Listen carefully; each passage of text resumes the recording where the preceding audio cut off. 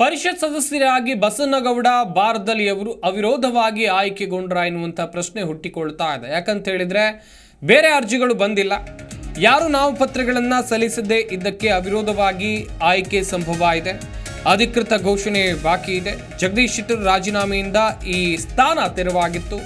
ನಾಮಪತ್ರ ಪರಿಶೀಲನೆ ಬಳಿಕ ಬಾರ್ದಲಿ ಏಕೈಕ ಅಭ್ಯರ್ಥಿ ಆಗ್ತಾರಾ ಎನ್ನುವಂಥ ಪ್ರಶ್ನೆ ಇದೆ.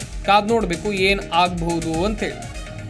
ಪರಿಷತ್ ಸದಸ್ಯರಾಗಿ ಬಸನಗೌಡ ಬಾರ್ದಲಿ ಅವಿರೋಧವಾಗಿ ಆಯ್ಕೆಯಾಗುವಂಥ ಎಲ್ಲ ಸಾಧ್ಯತೆಗಳು ಕೂಡ ಕಂಡು ಬರ್ತಾ ಇದೆ. ಈ ಸ್ಥಾನ ಯಾವಾಗ ತೆರವಾಗಿತ್ತು ಅಂತ ಹೇಳಿದರೆ, ಜಗದೀಶ್ ಶೆಟ್ಟರ್ ಕಾಂಗ್ರೆಸ್ಗೆ ರಾಜೀನಾಮೆಯನ್ನು ಕೊಟ್ಟು ಬಿಜೆಪಿಗೆ ವಾಪಸ್ ಹೋದ್ರು. ಆ ಸಂದರ್ಭದಲ್ಲಿ ಅವರು ತಮ್ಮ ಪರಿಷತ್ ಸದಸ್ಯ ಸ್ಥಾನಕ್ಕೂ ಕೂಡ ರಾಜೀನಾಮೆಯನ್ನು ಕೊಟ್ಟಿದ್ದರು. ಆ ಬಳಿಕ ಈ ಸ್ಥಾನ ತೆರವಾಗಿತ್ತು.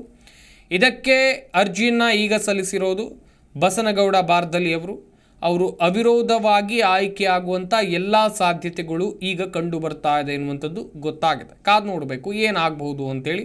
ಮುಂದೆ ಬೇರೆಯವರ ಏನಾದರೂ ನಾಮಪತ್ರವನ್ನು ಸಲ್ಲಿಸಬಹುದಾ ಅಂತೇಳಿ.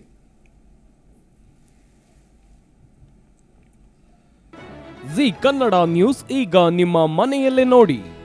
ಎಲ್ಲ ಕೇಬಲ್ಗಳಲ್ಲಿ ಈಗ ಲಭ್ಯ. Sun Direct 292, Jio TV 1334, U Digital 162, City Cable 51, GTPL 17, Abhishek Cables 821, Rock Line Telecommunication 51, Shri Basaveshwara number 60, Vinayaka Digital number 53, In Digital number 896ರಲ್ಲಿ ನಿಮ್ಮಿಸ್ತದ ಜಿ ಕನ್ನಡ ನ್ಯೂಸ್ ನೋಡಿ ಆನಂದಿಸಿ.